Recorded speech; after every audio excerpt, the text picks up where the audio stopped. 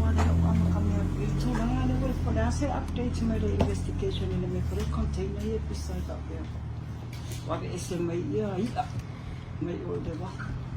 Ia o ke mingi o lai fa asoro susu e ngan kanga ngan ta upunga lo fa o mai confirm ko lo fa o mai en ka upunga I le kanga ngan o le ala lo fa nga solo susu e ngan ke mingi en kanga ngan ia ele fai ke le nga ko vai da psis fam kala nga ese mai markula nga o ngo le fa ko a makanga solo susu e ngan kanga ngan ke lo ko fa u ngi vai aso ko a ka mangi ngo ko se kali o le Namka upu ke me wo ye su ngare uri. Ai ale mata upu le ole pai la ke skama ko ma sisi ko kanga lenga le ka penga nakala le custom last week if we let us yak custom 20 minutes ngal wer kama ka penga lenga pe asau kama wa ese ya si wo mi se complain ngame O ke ngira le fa ni ka le ku nga po mi se complain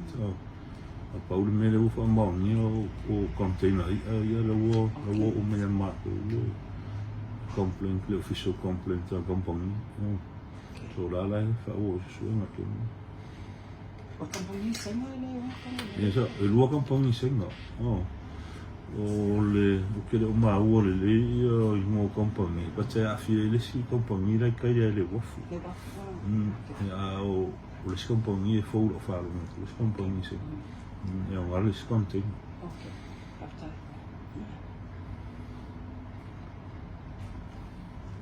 Se mi sono le un film po ya si tu lo ile fi algo ile io mai che tu ile na tu la mi sta bene ne pa se se mi sta ne che mi mai fi ona ile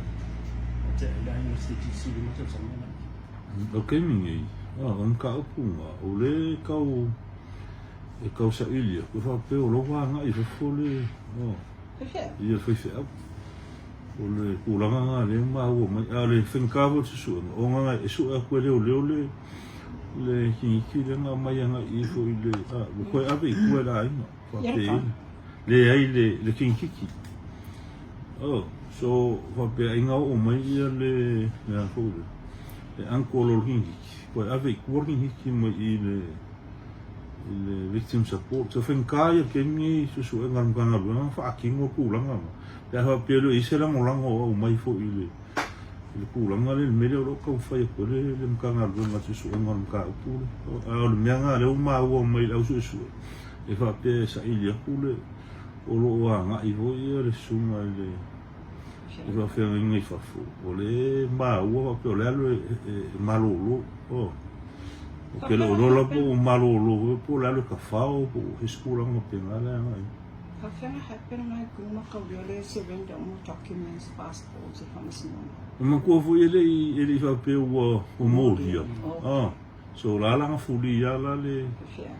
fa me suma fa Apai mai fai le ala wa e on men famasi no moria kama lo ala overseas eu ma appalai o ko le il kako kula ko masang pele fa mama extradition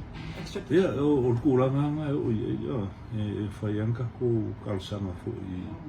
kako maro ia ko pa mama ko ngai ia ko ia fianga inga fa wa maro ia ma se ko kula fo le extradition act fai ka kalsanga fa ki mo kulang magule ka ko il extradition order la sto lang o ye pa mo kai ang mai pa mo to le mela ka penga documents o ke ngi o le ka penga ai o le fu le kalio nga upunga lo ye si lang o la ko nga la nga fa ma le negotiating on ka upunga mai o I lo ia fo ia Australia o la ko le ma ver ka sanga yo so o kali la ko ufsidi o ko sa ufsidi le o ko solo ye sidi ka upu Kamula malai ka ko ye I o le wa grant le amai mo le kamanga pang la kali la ko kali mai by September ka mo ngai desa ile mo se tau so tai na official ye si awai le fa pe ta na ngai ye manu ma ko handcuff na ta e ole processa nga o ma ko e mai pe ha pe wa vunga o longo mai ma ko ro solo ye si o la wo sa uni o i Australia mai o kulang ulanga e ma fa un lang wala e kala le ya mai o le solo ye si ya fa ko ma ko nga yo lo la ye le ya ma ko so ka fo i le Australia wa le Australia fa ya le aho ngaluenga nga le moli e funga mo le man over mo Pamula la wale no ngotino ngene ya se so tanga lo ia uto mali office no ye si ya mamla matula la ofo kumsi ese tele no po wa o mai ia ni mata o basta so fa business pai hotel sa bai sana le se mai ta lang ia ro falling mai Masula ka lang ni maabe uma ia nisi o belongings ale ai na pero sa tu ya tu ko mai la fiona mata ku le ele me faida mo ka le ku ga pule mo ke le lo po fa o me se ka le ai na le fa sa nga i esse como ka i pa la mi no fiona pe le ma wo ile le radio le na i mo ese le telefone le pa ti si so na tama ni si sa na le pa e ta wa fi ai ni si tama na no fi ka lo mo le ia sa na le fi yo ke mi yo la fa wo ye su ngan ka pu e ke le a me le fu e a fi ma ye o ye pop up me ngo o le ale mo se me fa ma un yo nga me ke mi ngo ka la mai ai o ke le fu mi o ke funga ke le electronic equipment se mai yo fa inga yang tanga o la fa inga mas kenan makuwa ngale IT pe mo mai si lead mo si ngal ngal fa ko fa ki mo pa fu ko nga insi so O ye lai wa inga tau reid. O ye se tulanga foi lele se fa se a mai le ainga le I e ta o ye pia sanga luenga le nanga ia tu yai ia ma fa tino ina I foi la to susuenga o swainga. Ai fa pia sa ye se tulanga foi lele fa nga ina e se ta se o leo ia le penga. Kaki luma o se tina. O le mo mau mai e tala fa pena ava to tina fa ma ona wo so le ma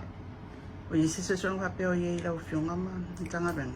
wa o ke mi le yo mo se fa se a nam ta o an wa pe wo mo se fa se a ku la ma mo fo su ngam ka nga bu o termine ye le yo mo se fa se a ku la ma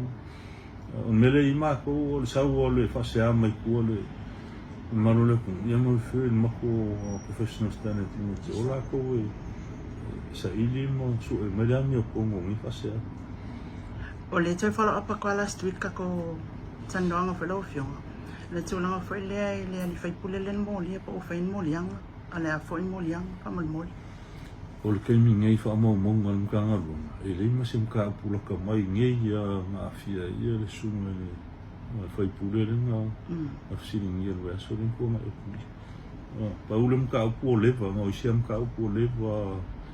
salbo lim ka usa ka boina ula e me so ka po ngai se inga kwa oi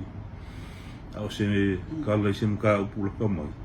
e le yo mo na skula mo pe nga ka la o fionga le se pe al te telefono e o le fontanga fa le va ai tatu tunga va se fa menino mai ai la o fionga tulanga tono o le ai tatu tunga va al te wilo focus ia focus ia fa maruru o le pokalame o te wilo o le fa ngai yo ye lo fiso tu wisi ele on kana no le so o pokalame o la fa kingo le o fa pe o fa ilo ko lo fiso tu ia o pokalame anga te wilo ava pela e lo ku ia pokalame tu wisi ele o ye se ku nga focus o afia ko ia no winga ele o ye se tu nga focus o fu mo le mo fa fifia nga ho te wilo ni kausa ile fontanga o te sang fu ile tulanga la vai tau puipuinga o le ana sa no lo fionga vai asa talwai o ye to fontanga manisi fo yo atunu te pe o America Australia i le whaono whaonga ina wa benga. Tai follow up atu ale tu lea e me se fo i o le tūlanga wa i le tapenanga le mtanga luenga. I le mai tele lea i le fiani VIPs, ia awa fo i tapen whenanga wo i le teimini tūlanga tau le puipuinga, security. O le kūranga i le kapenanga mkanga luenga. La e in progress, kapenanga i mkanga luenga, la e whaua la kou kapenanga. Pator kele o mo si le fio kele o mel fontanga me. Ele i confirming al tele o nisio fufuanga ho mo fonkanga le kausang fu. Ai o le alava o lava kapenanga mkanga luenga i mo la kou ho kiuki al puipuinga o le kako fonkanga le whaua malo. Ia mai o le ai whaua fo ia mako whakanuanga mkako paanga ia mai whafo e kusai mfo ima le kūranga le fonkanga. Ia ame se veo nisi o fufuanga e tsosoangi mei fo i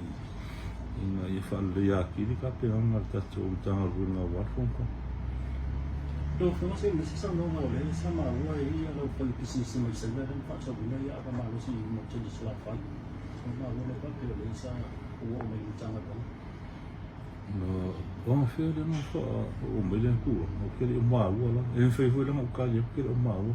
ai, que se o le banga, sal por causa ele cua, ia po un cua. Le mas si se le yo, ai se vai ia ava malo si me iso faro. On ele ngi lai senge e fa ka wala ava malo si. O que ele vai lá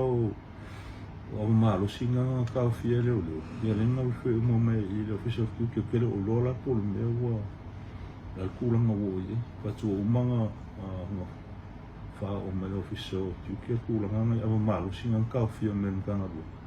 ma o pe o mai a vo nga un fai unha pa sino Tata sera ka fesili lo fionga. El tūlanga foi lea na ofisinia e lo fionga le vai talua i le amnesty. O le tau whai ntanga luenga nei toi o mai tonu ia penga whaasiu tulta fono le ilai seneina mturanga mwhapena. I eile au le komisini talua i safsini ia i fo tulanga fo le leo la ang malo si whaalalo i manu palangi. O eile tulanga na mau mela uso se whapea o le wa amatala i sene ia la au ia. Ai eile le saunoanga le fionga le komisini talua i. E ele malo si anga o le minsta e mwhai o na whaatanga. Ale risk le ala yona fasilia tuna la yona ia faia le whaatatianga le awana ile stala ina ia upenga ia ona awala vane isisi malo si anga sili atu mai le mtanga luenga o leo e tau mwhai ona controlling whaalaulawe tupu mai. La sauna nga lau fionga tūlanga leo. Ia o tūlanga le mka upule o le fuafua mtanga luenga e whaakingo le amnesty kausanga fu o kapenanga umanga mo le takofunkanga leo le o le tako fuafua la mo la umalusi. O la umalusia ia, awa pere le sengia, ai o kupenga o lo fai amnesty ai le sengia la umalusi. O le avangola nga ki sau e whao me lau la umalusi ngai kung. Ele i sengia, ele i sengia wha kula fongoina. Inga i awengi i moria o. O le nga kongwanga le amnesty ia, mai la umalusi kung mala au ele whakanga inga nga lai sengia. E whaafo i me konga mkanga lun. Ai uangi i whaingi mori anga leo leo whaasana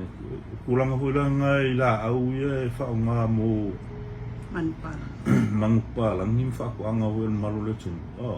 ia o le ia o le kua kiri al malo si anga nga o le whionga mi ska am whai o whaakanga kulanga le ai o lo o iai ia malo le kungu o lo makua mga o mia e koi nga o le ala hulanga le alinga nga ngal malu si anga nga le fiona ni sky lalo kula fung inga ia mfai onga fa kula fung inga la malu singa ia onga la le manga o yanga le malu le fung ia la ko fa ko nga ia le fumang pala wale o toya nga ila leo i kua pe atar sanga mele malu le tunu e fa lo se man palang wai pe la o nanga le sa ia ia auto o mala ke ngi wale ko ia se kula mo penga kula mai le ko ka sanga nga ko le malu le fung kula nga ya pure le fa la lung palo ni mangu pala ni temi Astu mano o i tu so so ia na po ana na bi steady to o le kemingi ele o ma ua ke le kulanga nga ile susu engan kanga luna ongo le on ka upu ye fai ko singa male ale on ka upu langa ngai afia yo o si ma fingere mai e tumutu o ai mulsi da fia yo lawa mai le a ia le ora ia al corner o kalu yo lo ingil pathologist le ala o fa yesu su na pathologist ke mingi ma fu anga kum e pe ho sanga ia wa ai fo fa fo ma ila ko ye se ma fu anga ma pa tole ulanga nga su nga ele ma u ke le se ma fu anga ele fa nga ma ko ka le ku ulanga na po o pa me nga pa ma una mai fa pe o skinge sa mai malo ko mai ni to mo muska ko di kalau boleh ngal waktu ngal ngai fa vai tin pero ai yang mafu ngau meski ko mo ni ko ko ele rola sa so avele tino maliu tu bisi Australia le no male ele mau vol que ele é só para toda a família aí na foi ele por o mal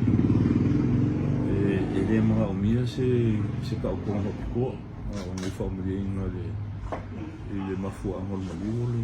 o male ulang song naman ba fin sino mo yo papel porque ninguém ele mais aqui no maliu lá lá fa solo ia le nga le forma ini so fu nga la i ka sia o maliu ni ves na ngore ini ka ko se me song naman tulang wala le hit and run le may sal long tempo na sa tama ka mo ko ma esa acaba nem tu lá e fala eu tenho uma moria leu ia le ka va le ka punga la o saka o fiel vai na leu la ko kala e fa kalele so masinga fu e vola a oi e ka ku mo famsina so e lu lang mo yang la moria e leu le la ka vale fa kamala o mongo ia male le ku e avel soang e ke mingo a kula e me fablo ele tel in mo como sa do mali o le sa ia de ele ai sa nga ele lo no mo ri ma ia mo wo do fo ele na la ma a me do família o que como magol tanga do ele fala ele na a veces aí ele pula uma certa polícia não isso afia mais ele tu também ya ia o que ele vai ver o cara que pula nga o ele o mai fo ia ma ko ngam ka ia ai que lo fai lo com as que me tá te o man ngam ka pu in tanga do to se mo o fio tu lá aí e magol malo lá na do ele faz como sim ia Jadi ya lah yang mau macam ni yang itu senang nak. Tapi dia ni dia kalau bukan dia ni dia lah. Bila dia pun nak jadi itu tu. Bila dia dia lah itu sama macam ia ma ia fa leo mai pe o le kuskuso lo fasea kulanga ia kusai man ka upunga wala ngai fengo kalia wala o kero lopo pe fa mau ngi ku ai ngau fa mai le ai ma ia fo kulanga wala nga mai sa makusi mai le si mo ko kuskala kulanga nga mau mai a fo maku kal ngoi fo imo mal maku pulen inga ia avele lango lo ko ngalu nga fa I kai vo ia wale avengo kala sa o le malu la ku I fafo ma ko mo samu e ka u velo ko pikola un fa e o ku mama inga la pe ku ala lo nganga nga ku ke fakingo ia wa nga vela lo do e fa lo mi so ka ngo ka se ku lo ia va ia le ia nga ia ku pamsino si fa mbole lo fo ia o ku ku ku la va nga sa va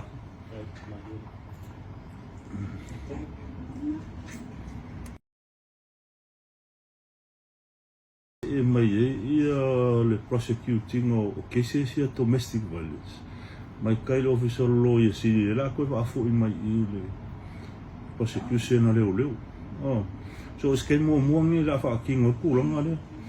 ai ya fula ya okay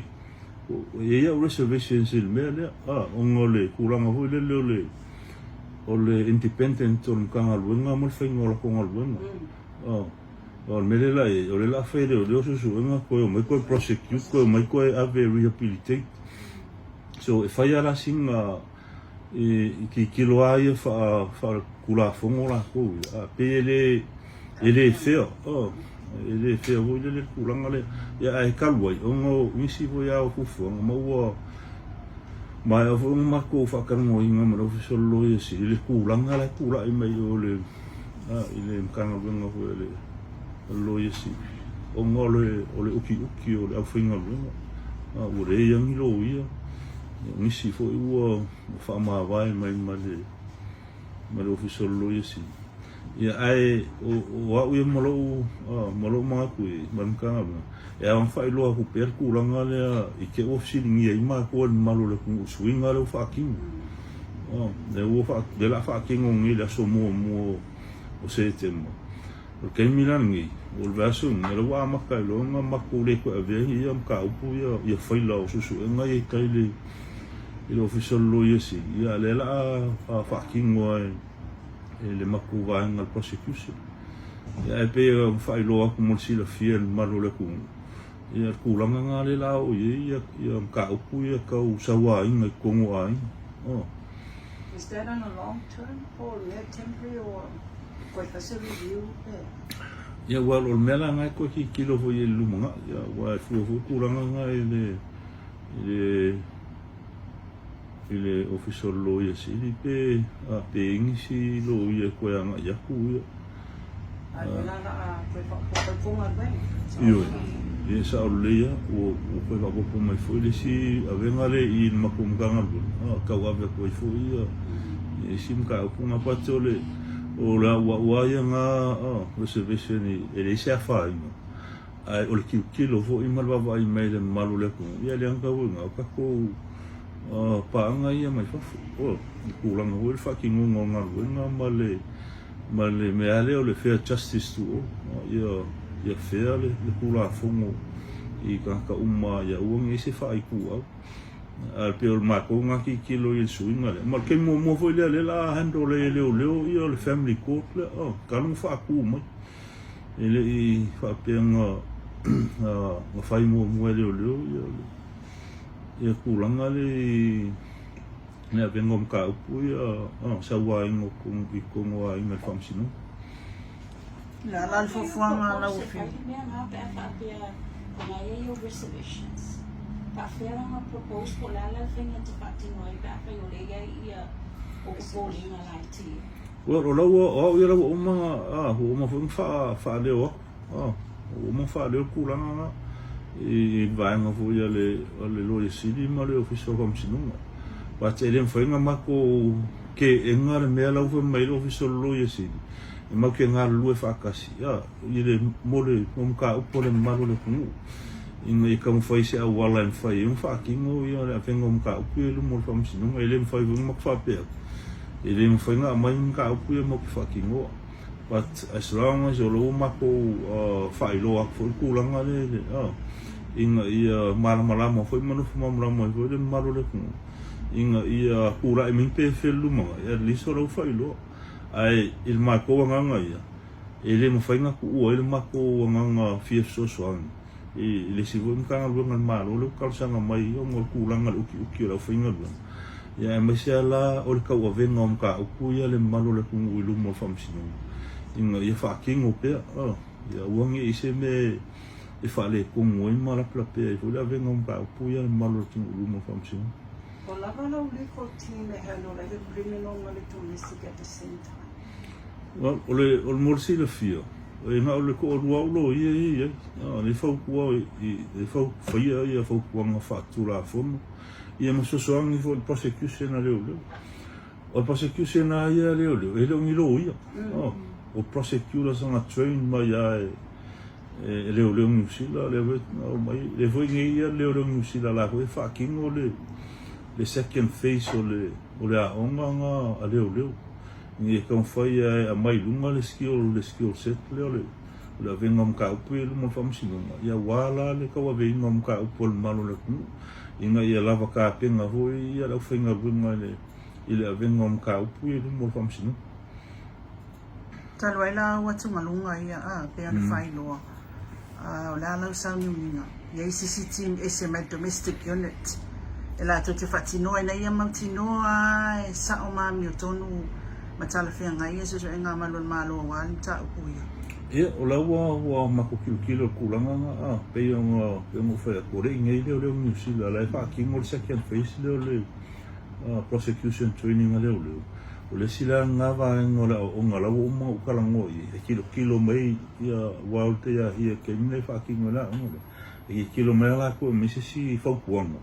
si se awala e whaale ia ki le mako o nanga le pēo le kemine o ila so mua se temo o le la a maka ngā mai mka upu ia e wakua mka ngā ruenga o leo